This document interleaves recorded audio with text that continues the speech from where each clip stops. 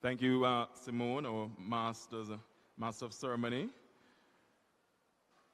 Let me start by acknowledging the Most Honorable Andrew Holness, Prime Minister of Jamaica. It's always good to have you on campus, Prime Minister.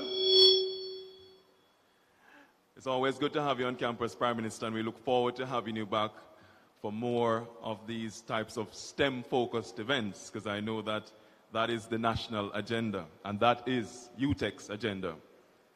I also wish to acknowledge our minister and our MP, the Honorable Favour Williams, Minister of Education and Youth. Sitting beside her, Dr. Kassan Troop, Permanent Secretary in the Ministry of Education and Youth. Members of the Diplomatic Corps, other ministers of government, heads of departments, agencies. I also wish to acknowledge my Acting Deputy President, Professor Shermaine Barrett, my Vice President and Chief of Information Technology, Dr.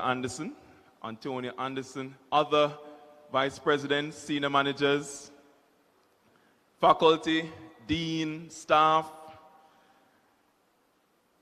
Welcome to our conference, and thank you so much for your support. Let me also acknowledge Dr. Glenn Christian, Chairman of the Jamaica STEM for Growth Foundation, but also a gentleman who wears many other hats, including leading CARIMED. Mr. Sidney Thwaites, President of the Jamaica Manufacturers Association, Manufacturing and Export Association. Can't forget the export, right, Sidney? Mr. Marlon Lindsay, founder and CEO of the 21st Cent Ed, and his sidekick, Dr. Damien Kenwood, who's working, I'm sure, not in the audience at the moment, and members of his team who have been our gracious partners on this journey. It's been an absolute pleasure working with you, Marlon, and your team. Other conference partners, sponsors, supporters, delegates who have traveled from near and far, especially those who have come from overseas, the many students that I can see gathered in the auditorium. To all our special invited guests, ladies and gentlemen, good morning. Welcome to UTEC. Welcome to another historic milestone for our university. It gives me great pleasure to welcome you to the opening ceremony of the Future Ready Conference 2024, an international conference which is the second stage of its kind in Jamaica. It was hosted by our friends at the Michael University College last year, and this year it is being hosted by our university. Of course, I have to recognize that this is the brainchild of 21st Century Ed. And Marlon Lindsay, who heads that organization, is passionate about the power of STEM in transforming our society. And although Marlon lives overseas, he is Jamaican as it gets. So Marlon, we thank you and we look forward to our partnership beyond this conference. At UTEC, our motto is excellence through knowledge. But we also have another tagline, birthplace of greatness. This motto, the birthplace of greatness, conveys a very powerful message about what UTEC is about. It resonates aspiration, creativity, innovation, and nurturing of one's dreams to their fullest potential. And for the past 65 years, this institution has been at the centerpiece of national development in leading the way as Jamaica's premier STEM university, nurturing dreams and capacity for greatness. Over the last 65 years, we have produced over 60,000 graduates who have been making a significant difference across the globe, not just in Jamaica, not just in the Caribbean, globally, impacting science, technology, engineering, and maths, STEM as we call it. I am a proud example of what UTech can produce. 26 years ago, I came with a dream to be an engineer. I left and pursued that dream. STEM, a STEM education, has given me everything that I have dreamt about as a young man. STEM, especially the T and the E, technology and engineering. And UTech wants to see that as our national agenda going forward, producing more engineers, more technologists, more mathematicians. This is how our country will grow. So it is that context why we have engaged in a wholesome partnership with 21st Century Ed to host this conference, as it aligns very well with our mission. And we embrace the shared vision, Marlon. We embrace it. We embrace a mission to future-proof our students through STEM. We embrace a mission to ensure that Jamaica is ready for what you call intelligent automated machines. That Jamaica is ready for automated machines powered by AI, self-driving cars, chatbots, other autonomous technology, drones, a reshaping of industry as we go through the Industrial Revolution 4.0 and we march into Industrial Revolution 5.0, where humans and machines are meant to live together. And so UTech stands ready as a partner with the private sector, as a partner with the public sector, as a partner with the diaspora to achieve this goal. But I want to end by saying that a STEM education is not a cheap endeavor. A STEM education is expensive. And we will need the funding to take our institutions forward. As we collaborate and work with MICA, University College, University of the West Indies, Caribbean Maritime University, and other institutions, as public universities, as public institutions, we will need the funding to take our mandate forward. And I know that government funds are limited, but we will need that funding and that support and commitment. And that commitment is also going to be required from the private sector. It is going to be required from our alumni. It's going to be required from everyone who wants to see Jamaica grow and succeed. Because a STEM education requires exposing our students to the latest and greatest technology. A STEM education requires retooling and retraining our teachers. And that's what this conference is focused on. That is Marlon's mission. Preparing all educators, not just tertiary ones, not just academics in tertiary institutions, all educators in Jamaica for the next technological revolution. So I want to say to everyone here that UTech is committed to our mission. 65 years, we have maintained a focus as a STEM institution, and we will continue to do so. And we will continue to work with everyone who shares this vision.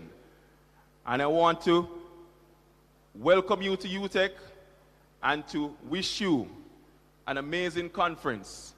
I want to thank my team who have been working tirelessly with 21st Century Ed to really ensure that this conference is one of the best ones ever. There will be more to come, of course, but we want to put a marker in the ground as to what we can achieve when we work tirelessly to achieve greatness. So thank you all for coming out today. To our students, our future engineers, our future STEM graduates, I'm really pleased to see you all here. And I look forward to welcoming you to UTech after you have passed your CSEC and CAPE exams, right? Thank you, everyone. Enjoy your conference.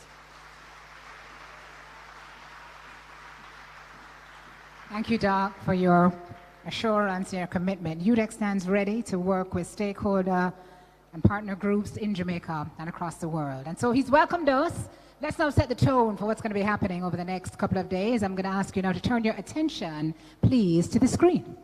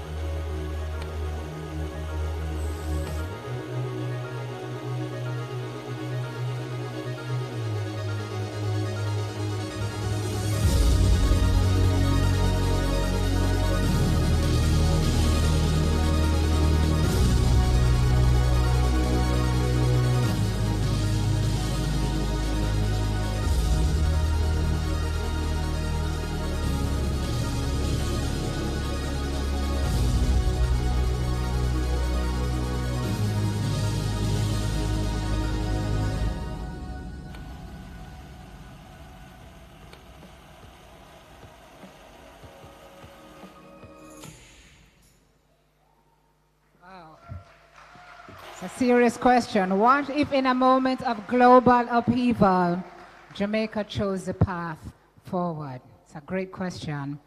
And I think that's what we're doing in this conference over the next couple of days. When in the last couple of years in this country, we have seen significant success and remarkable transformation from companies that have embraced STEM initiatives, contributing significantly to Jamaica's economic growth and to our progress. And this is the secret, folks, to facilitating material growth across all our industries.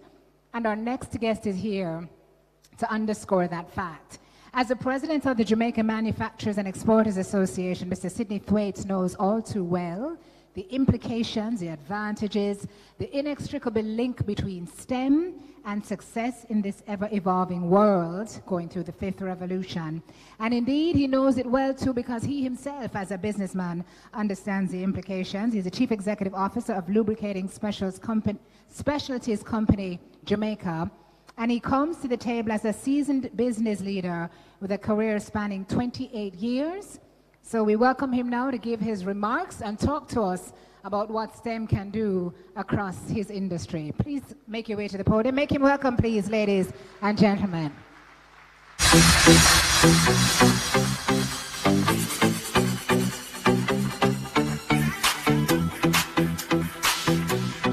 Good morning. I'm going to keep my comments brief, and in so doing, I would just start by saying all protocols observed, with a special acknowledgement to the Most Honorable Mr. Andrew Holness, our Prime Minister. I come this morning representing manufacturers in Jamaica. We are 500 plus strong in our membership, large and small. There is a lot of optimism in our sector. We believe that the foundation has been laid, the stability, the milestones that we've achieved as a country over the last number of years. There's optimism in the sector. And you can see it. There's investment, there's growth, there's investment in capacity, automation, acquisition. But it's not without some trepidation. We spend our time wondering where our next group of innovators will come from. Because to compete on the international scale and the global scale, there is no doubt that there is an innovation needed in Jamaica. We need to address our efficiency We need to address our preparedness. We need to address our overall competitiveness. These answers are going to come with a collaboration. It is not the private sector looking to the government or looking to academia to solve our problems. We need to join hands, and there's not a silver bullet. There's not one of the parties represented here today who is going to solve their problem on their own. It is up to the private sector to create opportunities so that those who step into the breach as innovators have somewhere to go other than overseas. We lose the vast majority of our higher talent and educated students. It is our responsibility to create those opportunities here. So it's up to us to grow our businesses. It's up to us to look to other markets. It's up to us to innovate our businesses to create those opportunities. We talk about the chicken and egg a lot. It's collaboration. So I would say to Marlon, I would say to our government, represented by our Prime Minister, I would say that you have a partner in the private sector. You have a partner in the JMEA. We won't always see things and move in lockstep, but our goals are the same. And we appreciate what you have done. And Marlon, we appreciate. This is not something you have to do. This is something you have a calling, and you have a partner in the JMEA and the private sector.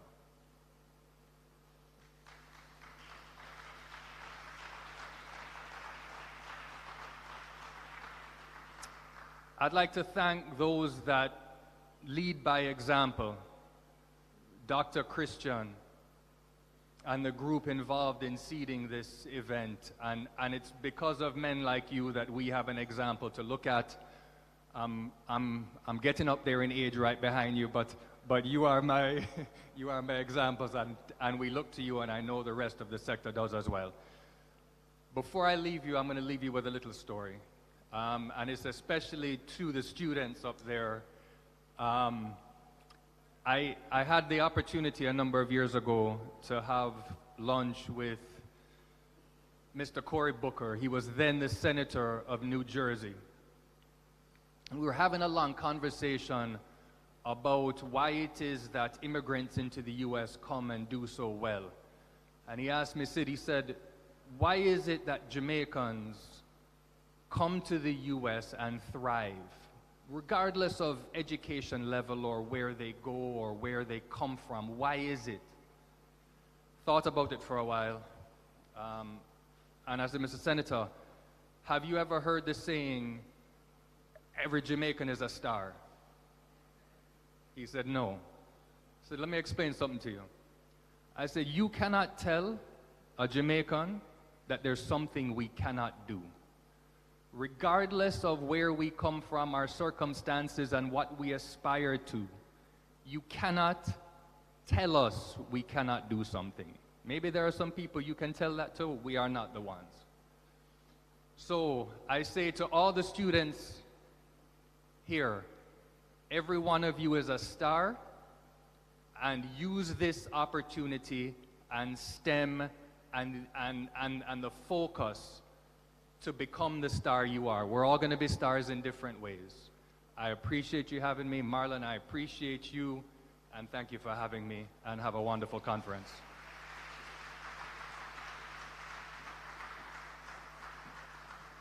Don't tell us we cannot do it, because it's a challenge you're issuing. It's a dare, and we're going to do it. So don't tell us we can't become a STEM island, because we're going to take you up on the challenge, and we're going to do it. Mr. Thwaite says there's optimism inside this organization that he's representing today, but an innovation gap. That's interesting, because in sitting with Marlon and Dr. Brown in a meeting before this event, we were talking about the fact that folks are questioning our tertiary institutions.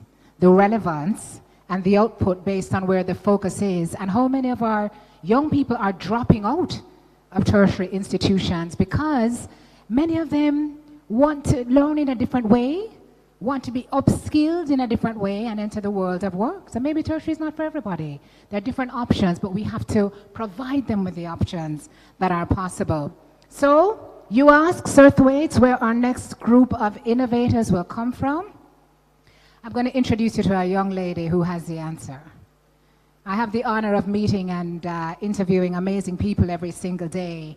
And when I met and interviewed our next speaker, I was optimistic, as you mentioned, Sir Thwaites, that word today, that we have the answers right here. We asked the question, but we have the answer. If we can get people like Jada to stay. She is not yet old enough to have her driver's license, but thankfully you don't need that to go to university. Her parents are UTech graduates, and thanks to UTech's foresight and vision, so too soon will Jada Wright be. She hasn't been here long, but she's already created history as the youngest ever student to successfully matriculate to read for a degree at the institution at the age of 14 years. What were you doing at 14? What was I doing at 14? 14, I would have been going into third. Okay, I'm not going to date myself. I won't do it. Well, Dr. Brown has asserted that the timing is right for Jada. She's entering an institution with a strong history of delivering computer science, which is her major. And he's pointing out that, quote, we have modernized our curriculum, introduced AI, and added a whole raft of modern technology courses. So Jada, you are right on time, girl. In your bag. Jada studies for a bachelor's in computer science in the School of Computing and Information Technology, Faculty of Engineering and Computing. It started here in January. Her last day of the semester is tomorrow. It's tomorrow. Give her a round of applause, guys. She made it. And she says it's been wonderful for her. So I know that if we're asking where the next group of innovators will come from, Jada is one such that forms the answer. And so too are the other students who will pass through universities such as this one. May we have a rousing round of applause as we welcome Jada to address us now.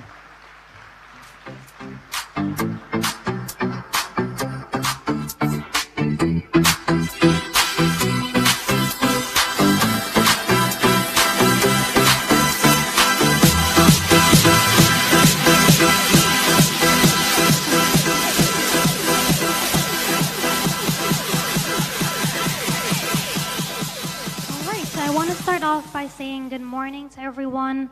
Good morning to the Honorable Dr. Andrew Holness, our Prime Minister, and to the many other established members that are here today. So firstly, I want to say a big thank you to the University of Technology for taking the innovative step to accepting me here. It was a wild ride this past semester, but I am so excited to be here to speak with you guys today. So when I was 9 years old, I woke up one Christmas morning and I decided that I wanted to learn to code. Now, nobody knew why. Honestly, I don't even know why. Sometimes it's just, I just woke up and I was like, I want to learn to do something new. Why don't I try coding? I never met a software engineer before because I come from St. Elizabeth. From those of you who aren't from Jamaica, I'm sort of from the country, so the south side of Jamaica. We're primarily known for our farming, but from there, tech wasn't really something that seemed very accessible to me at that point. But when I was 9, I just realized that I wanted to learn something new. And my brother, he asked me, why do you want to learn coding all of a sudden? And I told him that that was 5 years ago. That's where the world is going, and I want to be a part of it. So fast forward a couple of years, the main thing I love about programming is that when you're programming, you're solving problems. That's my favorite part about it. You can spend weeks poring and poring over a problem, and then when you finally get it, it's the best sensation in the world. So I was coding for a couple of years. I wasn't looking at it as a career choice. To tell you the honest truth, up till 1 year ago, I was 100% certain I was going to be a neurosurgeon. You can see how that went. So, but still, that's still in the same field of STEM. But actually, in one funny story was that I was working on a problem to build a program for my mom, because she's the kind of person where she writes down her to-do list on 5 different pieces of paper, and she can't figure out where the one list is, and then she forgets it, and I have to remind her 2 days later. So I was working on building a program where she could just have all her to-do list on a website, and then the website would remember everything, because she's not good with pen and paper, guys. So I was working on it, and it took me weeks to solve that problem. But when I finally did, after I got really excited after solving the problem, someone came up to me and told me that, you know, if I didn't see that smile on your face, you were so excited, I thought I was have to call the ambulance because I thought you were having a heart attack. But my point is that STEM education is all about finding solutions to problems. It's all about being able to see a problem and then find the solution and how to innovate. I'll share another story with you is that last year, the main thing I learned from programming is that for every problem, there's a solution. It's similar to a concept we learn in physics where for every action, there's an equal and opposite reaction. For every problem, there's a solution. And I think as a younger generation, our responsibility to take on the mantle is to see these problems and to find the solutions, which is exactly why STEM is so important. It teaches us to be problem solvers. It teaches us to use our most important resource, which is our creativity. I think my favorite thing I love about my generation and people who are young is that we are so full of creativity. And I think STEM education just provides us a way to channel that into something that can make not just the world, but our nation a better place. So I thank you so much. And I just want to say a special thank you to the Honorable Prime Minister Andrew Jones for taking the step in the right direction, as well as for Marlon for organizing this conference, to be able to empower our young generation, this generation, with the tools, the resources to be able to make change. We need to empower everyone in the country, all of our young people, to know that we have the ability to change the world. And all we need are the resources and the empowerment and the motivation to make that meaningful change. So I want to say thank you again to everyone thank you for inviting me to the conference. I really do believe that STEM education is the future. It's how we're going to be able to solve the many problems we're being faced with, and that it's how we're going to get our young people, including myself, to be able to think creatively and apply that creativity to find the solutions that we do need, to not just be able to innovate today, but to build a better tomorrow. So thank you, guys.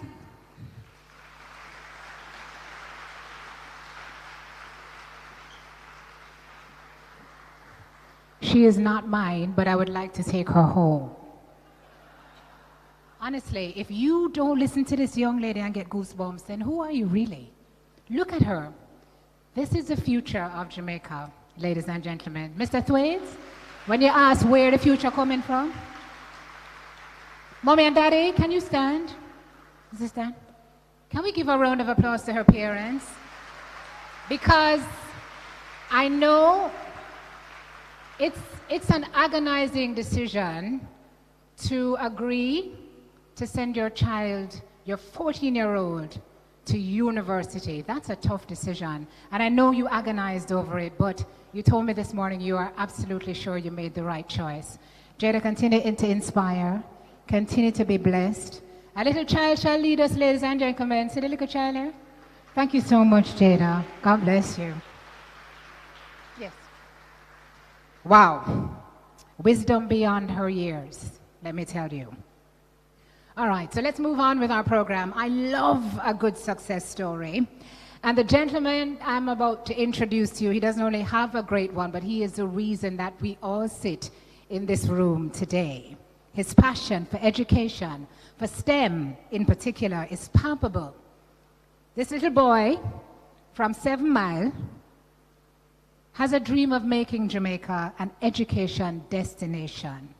Having worked in the education fields and in tech, he knew the importance that STEM would have in the future, and so he created a company called 21st centered to future-proof our students, making them future-ready.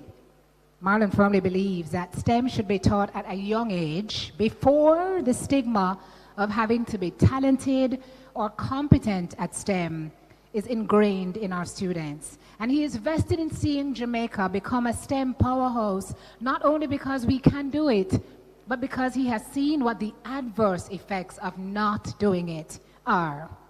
So like I said, this Jamaican, passionate about Jamaica, is the reason we are all in this room today. Ladies and gentlemen, please help me welcome founder and CEO of 21st Centered, Marlon Lindsay. Don't get emotional on me, sir.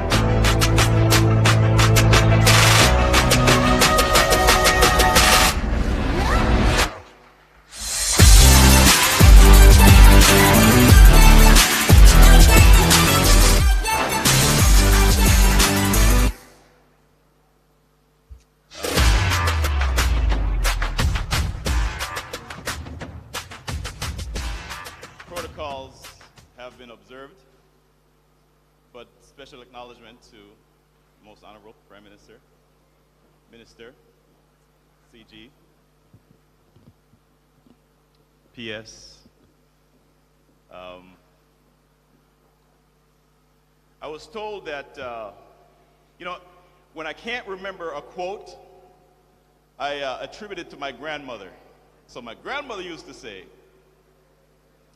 that one is too small a number for greatness.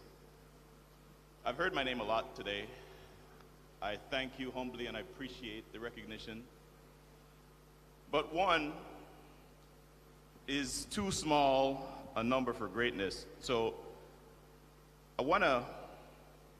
my gift in life is to sort of, to quote a poet, organize the pieces that come my way. So that's what I do. So let me sort of link the pieces that came my way. In 2018, I met Consul General Alcyon Roach, who found out that this Jamaican was living in Utah, of all places, doing STEM work on a large scale.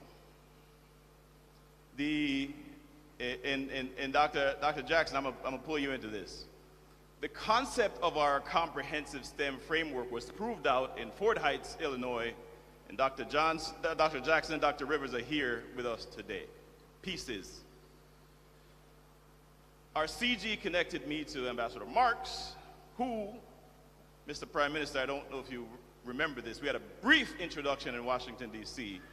in 2018. In 2019, I attended the AFJ annual gala where Dr. Glenn Christian was being recognized. The PMU were also there, another brief encounter. And we met and we talked and I learned that there was this effort afoot to build a national STEM center in Jamaica. And I had to be a part of it. And from there, whole lot of connections. And we got to the STEM for Growth Foundation where Dr. Droop is a member. And so when we started connecting the pieces, what we started to recognize, what we realized is that we have this transformation occurring. So I organize the pieces that come my way. Welcome to Future Ready.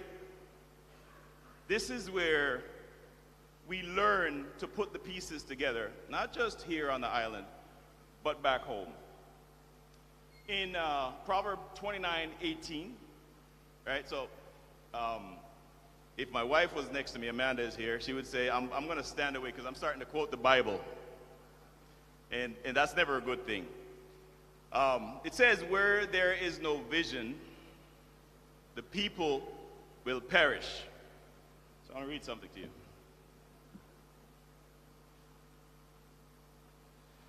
as we navigate the uncharted waters of the 21st century, let us embrace the ethos of STEM century with unwavering determination and a commitment to collaboration a core concept. Together we can raise a generation of graduates who will not only thrive in the digital age, but also drive the transformation of our society, our economy, and our world. Sincerely, the Prime Minister of Jamaica. In the foreword to the bestseller, STEM Century, it takes a village to raise a 21st century graduate, the Jamaica edition. In this edition, we have thought leaders from Jamaica and the diaspora. The work is being done here. I just recognize it and organize the pieces that come my way. Where there is no vision, the people will perish. We have folks from New York, those people won't perish. Jamaica, you heard the Prime Minister's words, will not perish. There's a vision. Georgia, the people will not perish. Illinois, California, Connecticut, Massachusetts, Utah, Missouri, and New Jersey are all here. The people will not perish. So, it's not just any vision. The vision has to be significant, meaningful, and worthwhile. And last night I heard Glenn said, we want Jamaica to be known for STEM like it's known for reggae music. If that's not a vision, I don't know what is. Inspired by the mandate of our Prime Minister to collaborate and make Jamaica a STEM place. So Jada said it, Dr. Brown said it, we must make sure our kids, I'll say, so if I were to step back and start talking to y'all like I know you, I'd say this, look, it's not about STEM. It is about, we call it the formula. The formula is the 4 C's plus the 2 P's. Jada talked about it. It's creativity, critical thinking, collaboration, and communication, plus problem finding and problem solving. Those are enduring learning principles that, whether we're calling it STEM or some other thing, if we make sure our young people, and all of them, if they have that, they're going to be okay. But we have to shift things a little bit. In schools, it's the only place that we can't fail. But I fail every day. I fail forward every day. We have to shift the culture of school so that students can experiment, which requires failure and iteration. That's underneath STEM education. The resilience to problem find and problem solve. So today we're here because we're organizing the pieces. Deep work is being done in Jamaica. If we were to name all the people that's doing really deep STEM work in Jamaica, we'd be here for the entire conference. I didn't just come here to do STEM. I met STEM here, and so we're doing more STEM. Because in Jamaica, there's brilliance. There's always been brilliance. And if somebody is going to lead out in the Caribbean and create an example for the world at a systemic level, must be Jamaica. And this, I will say, I'm a member, look, I live in Utah. I said Utah. That's all right. It's another story. But I'm a member of the diaspora. And you know Jamaicans are everywhere. If you go to Alaska right now, you'll find Jamaicans. I am just a member of the diaspora. But for Jamaica to achieve full greatness, all of us must participate. Not on the outside, but on the inside. It's my honor to be here, to be a part of Jamaica, being STEM in every facet of the culture, so that we can future-proof not only our students, but re-engineer the culture so all Jamaicans are STEM ready for a 21st century that where we'll have to coexist with, Dr. Brown, you know my term, intelligent automated machines.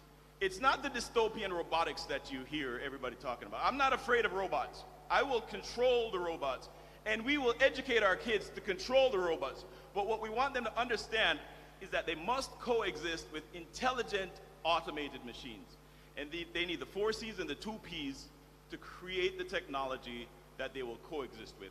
And it is upon us in this room to set them up to be successful for a future we can't see, but a present that requires our full attention and core principle, collaboration. Thank you for being here today.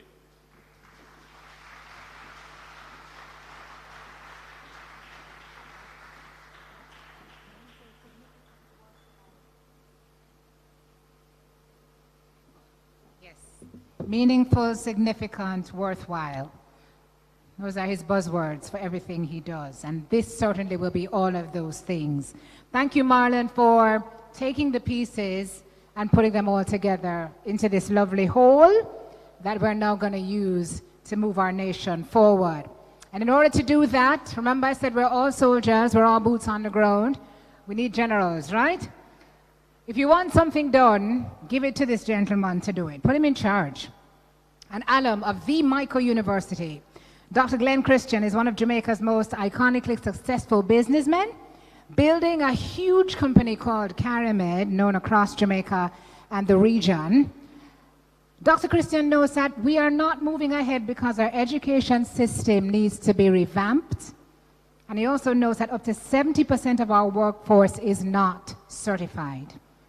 Well, this true Jamaican patriot is now giving up his time and his talent to see to it that Jamaica's future is in good hands. And to that end, in addition to his already exhaustive list of responsibilities, he's taken on chairmanship of the STEM for Growth Foundation. And not only has he been giving of his valuable time, but he has also put his money where his mouth is. So this is where the collaboration that everybody is speaking of is underscored. Dr. Christian has pledged $1 million US. Did you hear what I said, everybody? What did I just say?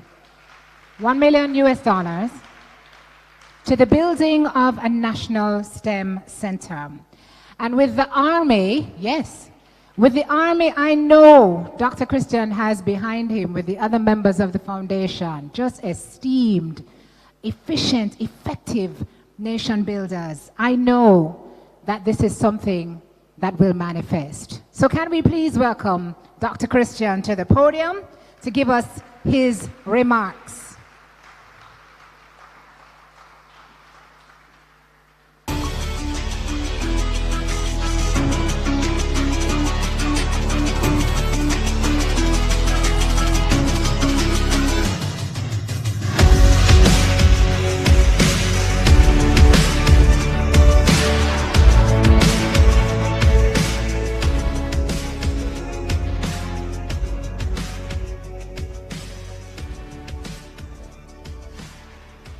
Thank you,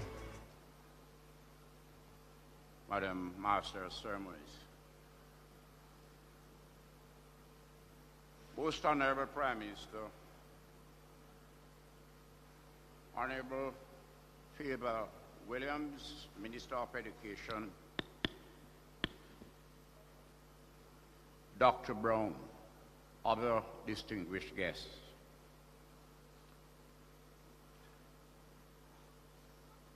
Sydney, who is the president of the Jamaica Manufacturers Association, almost already delivered my speech. What I want to say though, and he said it, when people ask me, Glenn, you're still working? And the Prime Minister have a way to say, why God bless you for your age. I say, yes, sir, I'm still at the wicket. I should be in the pavilion.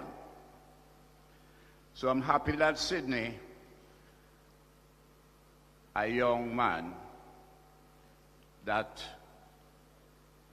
he will carry on the work after I would have gone into the pavilion. It is my pleasure to address you this morning on behalf of the Jamaica STEM for Growth Foundation. Today, while we are not gathered at a strictly STEM-focused conference, the essence of your discussions will be undoubtedly resolved around preparing our students for success in a world driven by technology. The Jamaica STEM for Growth Foundation is committed to supporting initiatives that forge a future-ready workforce. We recognize the urgent need to ensure that our people are equipped with the necessary skills necessary to thrive in an increasingly digital and interconnected world. The Jamaica STEM for Growth initiatives sprung from a request in 2019 by my alma mater, the Jamaica University College, for assistance in funding the construction of a STEM center. In emphasizing the urgency, Dr. Pinnock highlighted some very concerning statistics about our students' performance in maths, science on the CSEC exam. And each time I share those statistics with my colleagues in the private sector, they understood immediately that this was not just an educational issue. Jamaica's economic growth is going to be impossible without educational achievement in these critical areas.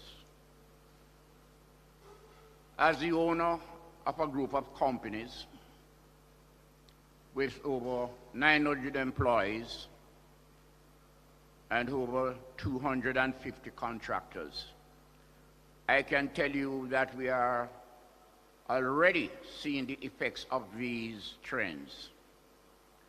In recent times, the CARMED Group has been seeing increased resignations due to migration, mainly to the United States.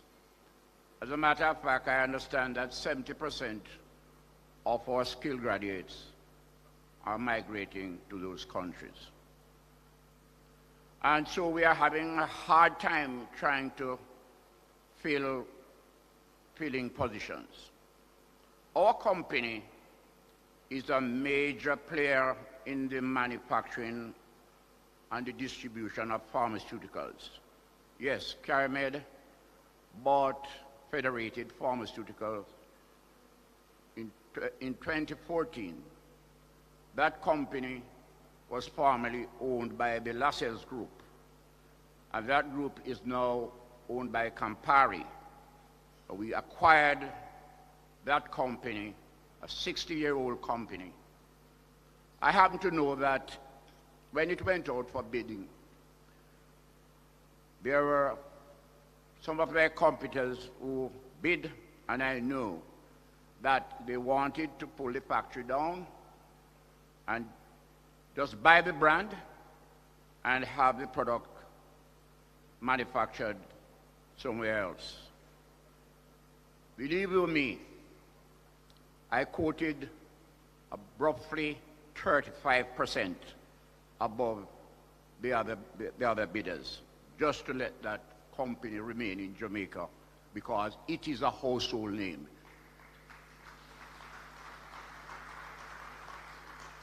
That's where you get your Cetamol and your DPH. I make those products. And the situation is similar in the wider health services. where there is a shortage of pharmacists, medical technologists, biomedical engineers.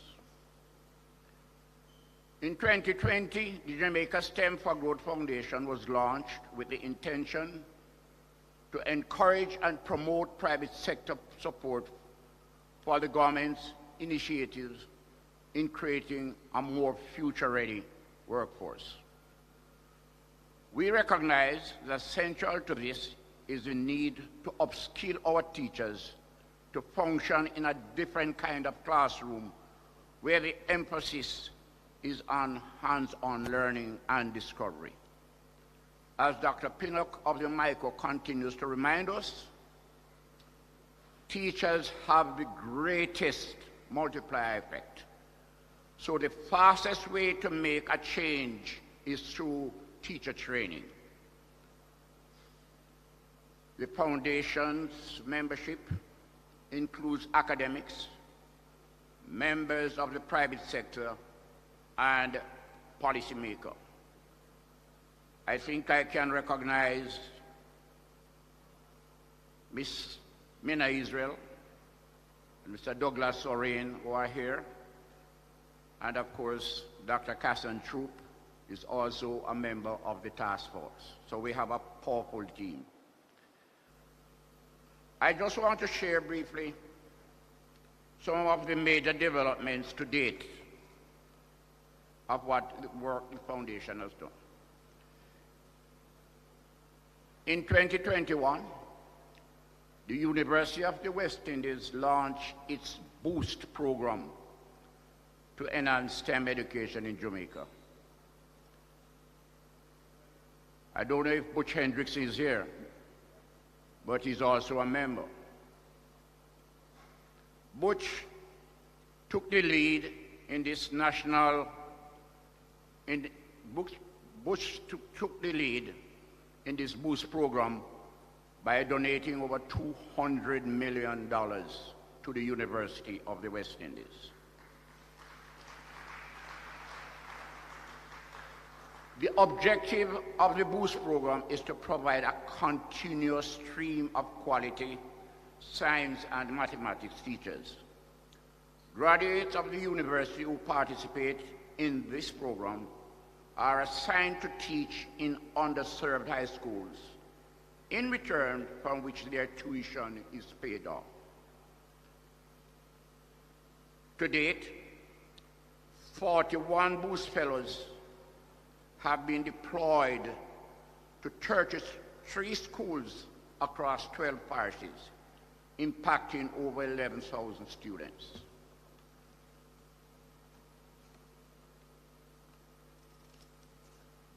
Last year, the Ministry of Education, in association with 21 Central Ed, rolled out a school STEM pilot program. To date, some 42 schools are involved, impacting approximately 48,000 students. Some of us here this morning would have had the opportunity to visit these schools and witness the innovative projects our students are undertaking. Looking ahead, we are gearing up for a significant capital gain. We want to raise something in the region of about, I would say, 10 million for the National STEM Center. And our Prime Minister is on board to help us to find the appropriate site within the corridors of the MICO. The facility will serve as an extension of the MICO University and will coordinate with the Teachers College nationwide to deliver a robust STEM curriculum and train specialist teachers. Some years ago, a few members of the STEM task force visited the Homi Bhabha Center, one of the largest STEM centers in India. One of the things that impressed me was how ingrained STEM is in that country's culture. I tell you something. Approximately 60% of the pharmaceuticals, which is a near 200 million US dollars that we are now utilizing in this country, comes from India. Over 60%. They are the world's largest producer of generic drugs. And generic drugs are good, but they are 40 to 50, 60% cheaper. Here in Jamaica, as Marlon said, reggae music is a vital part of our culture, and it has helped to shape our national identity on the world stage.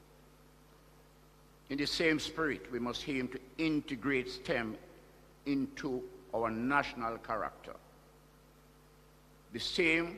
We believe that in the same way the reggae represents us globally, STEM can empower us technologically and economically.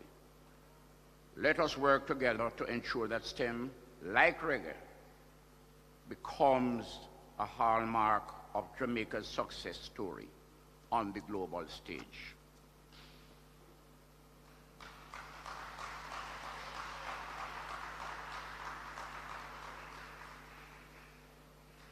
Again, I want to thank our Consul General, Mrs. Alcian Roach Wilson, for introducing Marlon to us. The Trini has a way to say, we're Trini to the bones. We're Trini to the bone boy. I can tell you, Marlon is a Jamaican to the core. Thank you, Marlon. And thank you, everyone.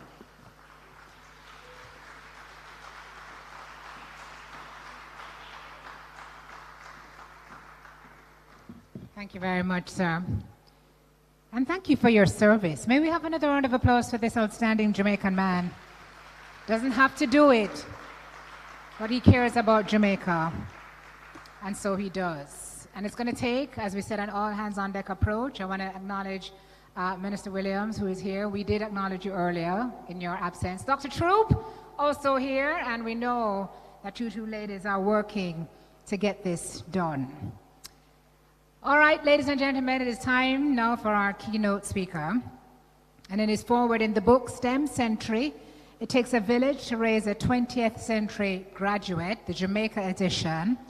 Our Prime Minister cites a World Economic Forum Future Jobs report that predicts that by next year, technology may eliminate 75 million jobs.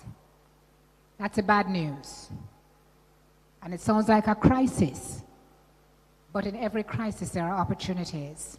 So that same report estimates that 97 million new jobs will emerge that are more adapted to the new division of labor between humans and machine algorithms.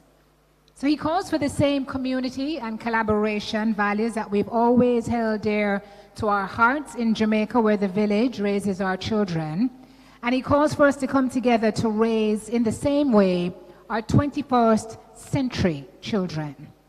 To that end, he's announced the establishment of 6 STEM academies to enable our children the mastery of STEM skills that has come to be synonymous with empowerment in a world where technology is advancing at an exponential rate.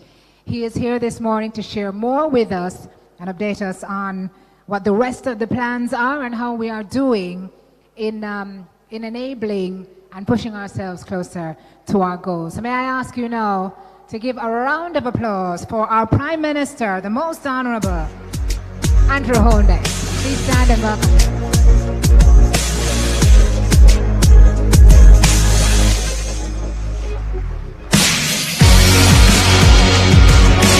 Thank you. Firstly, let me apologize for the heat. Yeah, it's getting hotter this year. The truth is that we've always had these kinds of fluctuation in our weather, but we're seeing it now with greater intensity and greater frequency. So it's not merely climate variation, it is really climate change. I'm certain that Glenn can attest to it, but even my generation and Sydney's generation can say, we've never felt it this hot before. And it is something that we are reflecting on. So yes, I start at that point to say that there are challenges that are emerging, that our creativity, and that creativity expressed through technology, is going to be required for humankind to survive. That's kind of like the big picture that we have to consider when we think of STEM. Think of it this way. Can technology and the human effort change the climate? And I believe the answer to that is yes. Technology and human effort has changed the climate for the worst. Can technology and human effort mitigate and adapt and, who knows, possibly reverse the worst effect of climate change? That's just food for thought. That's just to stimulate your thinking about STEM at the highest level. Marlon started off by pointing out the necessary element of the motivation for change, which is a vision. Before a vision, there has to be a passion. You have to find the problem, solve the problem, but you have to have that passion. And what I want to say is that from the presentation that Marlon made, Sydney, and clearly from Glenn, there is a passion for change, a passion to bring meaningful change to Jamaica by STEM. And I want to congratulate particularly Marlon and Glenn for the efforts that they are making.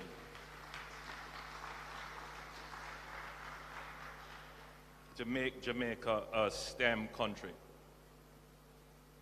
The vision, obviously, is to make Jamaica the place of choice for people to live, work, raise their family, and I have added, retire in paradise. Isn't that a good vision?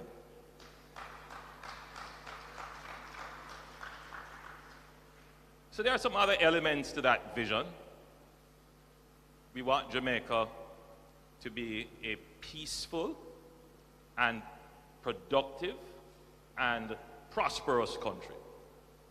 Is that a vision we can all agree with? Yes. Peace, productivity, prosperity. There's one other element to that, and in the Jamaican context, that's very important. This business of social justice. Given our history, you can have peace, you can have prosperity, you can be productive, but how is that distributed in the country? So there has to be this issue of equity. So it has to be a fair country. And indeed, some will say you won't have peace unless you have equity. And if you don't have equity, you may not necessarily have the highest level of productivity. And if you don't have the highest level of productivity, you will not have the highest levels of prosperity. So I want to make some connections in your minds today that the thrust for peace and for productivity is underpinned always by the understanding that we are going to build a fair and just and equitable society. So if we can pursue peace and productivity, that will lead to greater prosperity, and greater prosperity will reinforce peace and productivity. So the idea is in the vision to create what we call a virtuous cycle. That is what we want for Jamaica. We want to create this virtuous cycle where our vision is sustainable. Now, for that to happen, there are some things that we need to address. For the Jamaicans here listening in the audience, for our students who are here, you wake up every day to the challenges of Jamaica. And we know what they are. We can think about our road network. We can think about our shelter infrastructure, our residential and commercial infrastructure. We can think of our utility infrastructure, water, internet, electricity. We can think about our municipal services infrastructure, garbage collection. We can think about our health infrastructure, the delivery of health care. We can think of all the challenges we face. And they're always well enumerated. So for the average Jamaican trying to reconcile this vision of the place of choice where we are productive and peaceful and delivering prosperity, and we're trying to reconcile that with what we wake up to every day, it can lead to a sense of frustration, even disenchantment. And that is something that governments have to deal with, not just in Jamaica, but right across the developing world. How do we, as a people, therefore, develop a plan that leads towards the materialization of the vision? How do we achieve the vision? So we know what the problems are. We have found the problems. We have the vision and the passion. How do we find the solutions? Now let's talk about solutions. So solutions, firstly, for these kinds of nation-building challenges, they're not going to happen overnight. They won't be snap of the fingers. There may be some, but in general, these are problems that you're going to solve over a long period of time. And sometimes the solutions, as they are implemented, are imperceptible. So you're not going to see the change happening immediately. But that doesn't mean you shouldn't take the action. You have to take the actions. The other point to note about pursuing the solution is that they are not always sequential, meaning you can't wait to solve this problem and then you move on to solve the other problem, and then you solve the other problem after that. The solutions have to actually be simultaneous. So you have to figure out ways how to solve all the problems all at once. Now, it won't always be like that because there are some things that have to happen sequentially. But as far as policymakers go, when you're looking at the national problems, you're always trying to find solutions that will deal with most of the problems right away. There's one solution to most of the problems right away, and that is fix the economy. I'm saying this for the audience that is here, but particularly for the students who are coming, who may not, the economy may not be necessarily a subject that they would want to necessarily put at the forefront of their concerns. And indeed, for most Jamaicans, the consideration is never about the economy, it's always about the things that flow from the economy. Inflation, employment, roads, but they never generally make the connection to how important it is to have your economy properly run. So solving the question about how your economy is doing is what I call a super solution to many of the problems. This is why my administration has spent so much time emphasizing and so much effort on ensuring that we manage the Jamaican economy well. And we have gotten recognition for this by all the international agencies, by all the development entities. It's well established. It is not a point that I'm here trying to make political credit out of. It's just a very important strategy for the development of the country, that we must fix the economy and ensure that the economy is sustainable. And I believe we are at that point where we can say that we have built out the institutional and structural framework to ensure that our economy is doing fairly well in terms of generating the revenues necessary to ensure that we can start to tackle the problems that affect the society. But there is another element of the solution which we have to pay attention to. So it's good to have the economy doing well. But how do we grow the economy? How do we expand the economy? And that is a question that Jamaica has struggled to answer over the last 5 decades. Even in the 1990s, when the global economy did well and we saw the emergence of Asia as an economic power, Jamaica was not doing well. In the 2000s, the world economy, though it was struck by a massive recession in the last part of it, the world economy still grew. But Jamaica did very poorly, being affected by the global recession.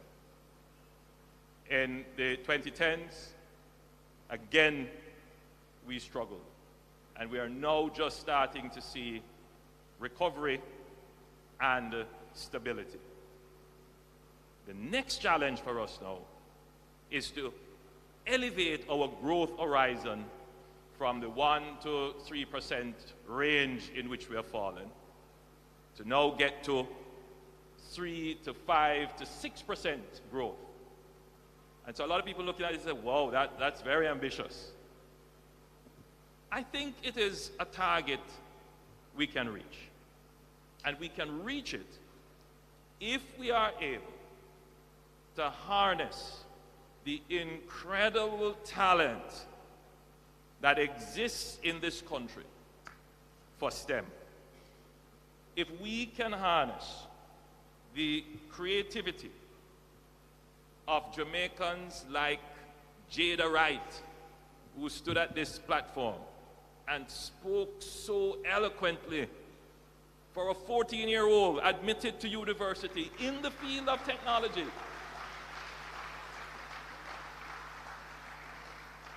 And let me tell you that there are many other Jada Wrights out there.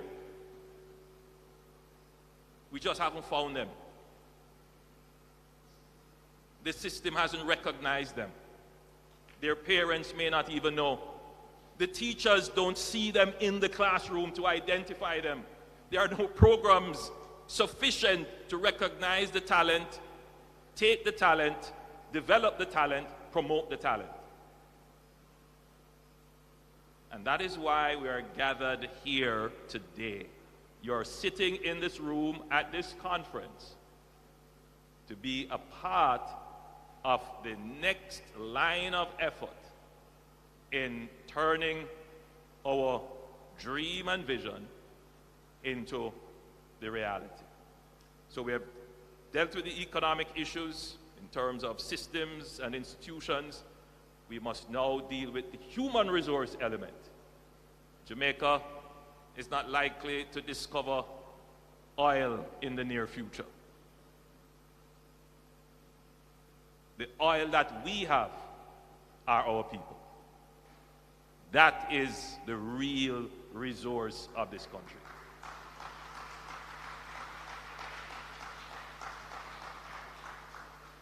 So,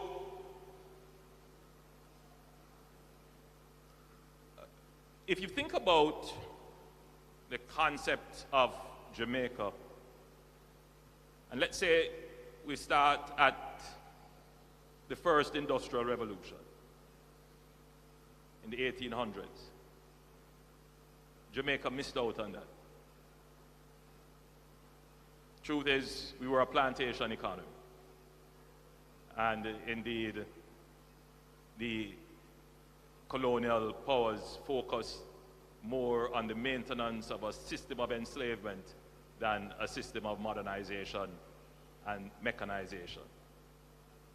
So Jamaica missed out on the world's industrialization. We're now at the fourth industrial revolution. And what is the driving force behind this fourth industrial revolution? I mean, some will say it's, again, automation, which is a form of mechanization. Yeah, that's it.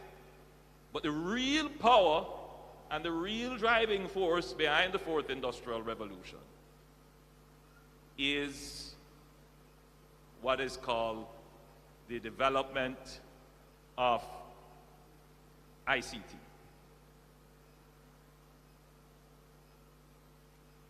And using that information technology to create what is called a cyber-physical world. Autonomous driving. As Marlon said, a computer that has created intelligence to respond to unprogrammed and diverse situations. Artificial intelligence. And that really requires a human mind that is trained to understand the cyber-physical world. So Jamaica has to ask itself, are we going to continually be the country that consumes other people's mind power? Or are we going to take our mind power, our brain power, and convert it into products for other people to consume? That's really the question. Are we training our students to identify the problems of the world and to bring their own creative solutions to it? Is our education system structured to do that? Or are we saying to our students, if you don't get it as how the book has it, you are not bright?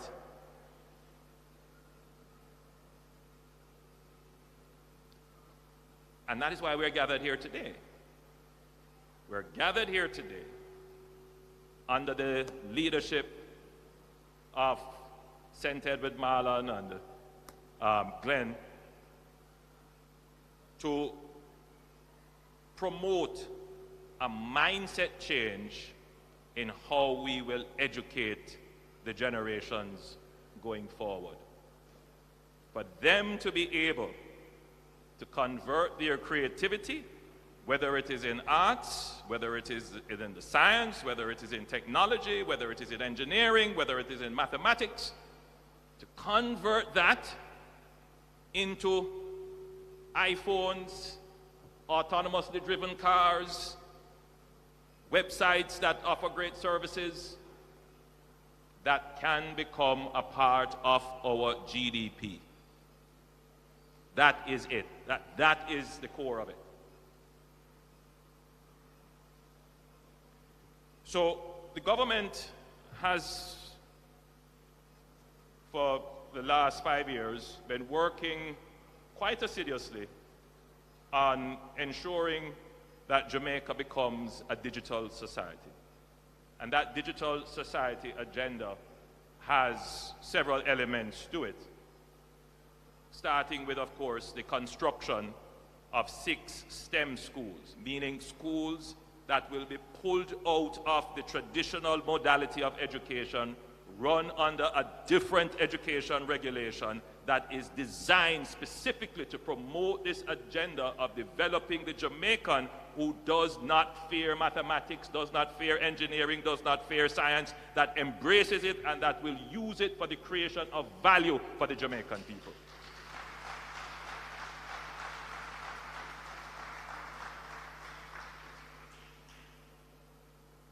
We have started to put around the country free Wi-Fi hotspots so that more Jamaicans can get connected and get services, not just use it for games and entertainment, but to improve the quality of their life.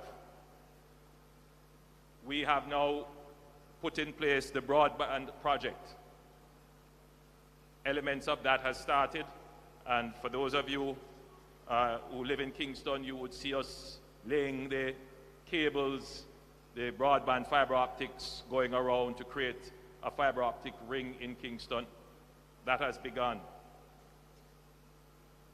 We're ensuring that our teachers have access to the instruments of technology, and that is why we're giving out 10,000 laptops for our teachers, which has already started.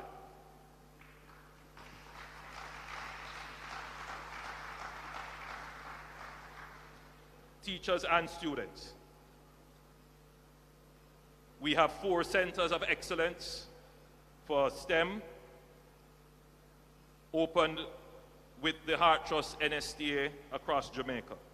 And they're doing all kinds of things at Heart, and I'm very pleased with the work that they're doing.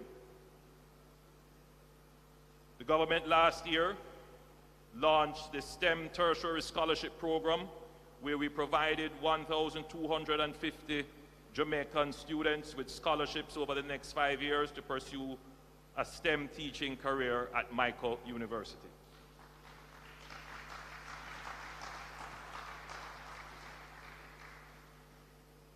And there are several other initiatives. But the one I want to spend a little bit of time on is the one mentioned by Glenn. Glenn has been an activist coming to my office at least 3 times, and there is no conversation that Glenn and I would have had that he would not mention his dream to build the STEM Center for Innovation in Jamaica. And we are at one that this should be done, and it is indeed an excellent idea. We just need to find where it should be located. And as we seek the redevelopment of Kingston, I'm very careful that we should locate strategic buildings in areas that make logical sense. You don't want to put your strategic buildings in places where you can't access them, infrastructure is not there. So we have a plan for the redevelopment of the Hero Circle area, which is in proximity to Michael. And I'm certain, Glenn, that within that plan, we will find a space for the STEM Teacher Innovation Center. Your dream, sir, will become a reality, and I want to commend you.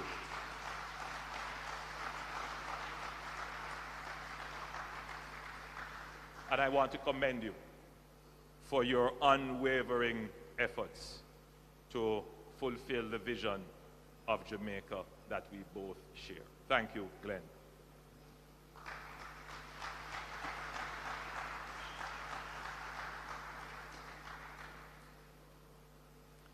So today I am pleased to declare Jamaica as a STEM island with a vision of fostering innovation, driving economic growth, and empowering our people to thrive in the global knowledge economy. Through our collaborative all-hands-on-deck approach, government, private sector, academia, and civil society, we will work towards this goal.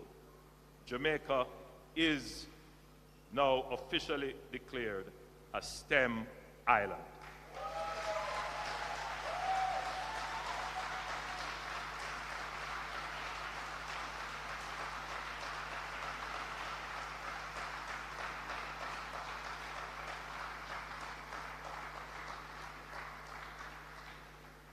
We will implement comprehensive STEM education reforms from the primary to the tertiary levels. We will develop ecosystems to encourage startups, entrepreneurs, and innovators. We will encourage the growth of STEM industries such as biotechnology, information technology, and advanced manufacturing. We will also leverage STEM to grow and monetize the musical, artistic, cultural, and other natural talents of our people. We will leverage STEM solutions to address environmental challenges, including climate change, renewable energy, and sustainable agriculture. We will develop a skilled workforce capable of competing in global markets. We will position Jamaica as a hub for STEM research, innovation, collaboration, and other developments in the Caribbean and beyond. By embracing STEM as a national priority, Jamaica will unlock its full potential, driving prosperity, peace, and productivity in a sustainable and equitable way for all our Jamaican citizens and indeed for the world. God bless you and thank you.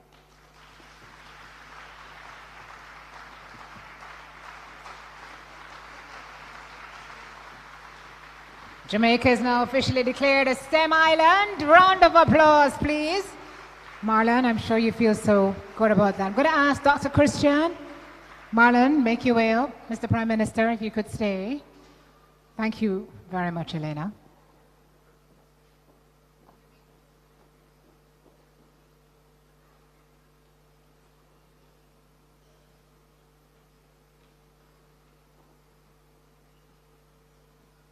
So there is just one challenge I'm going to throw to the STEM University of UTech.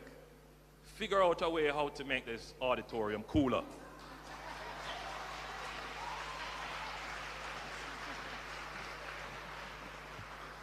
Challenge issued, Dr. Brown. Takes cash to care though, right? And cash to cool. Yes, I'm with you. Marlon, would you like to speak before you? I know you want to say something.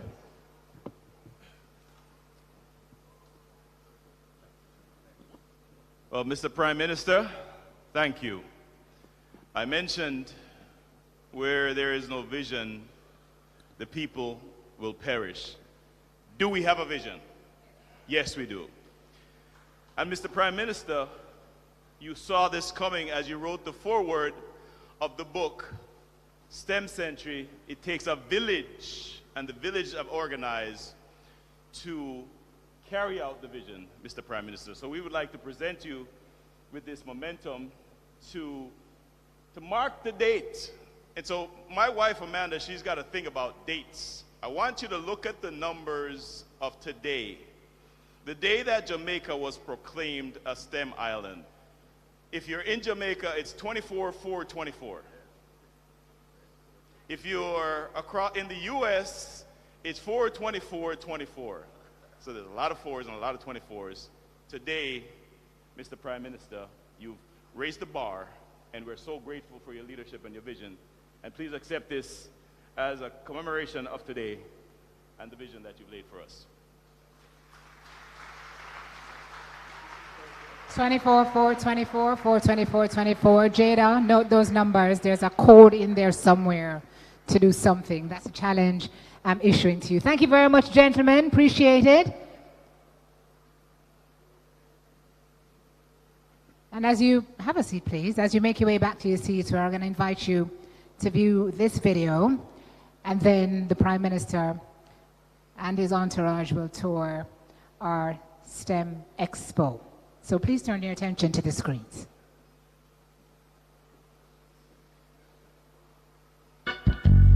The youths are the future, you know. You have to make sure so them grow right, you know, and live bright and live. Yeah. Naturally. What more can we do? Zaga. What is there left to say?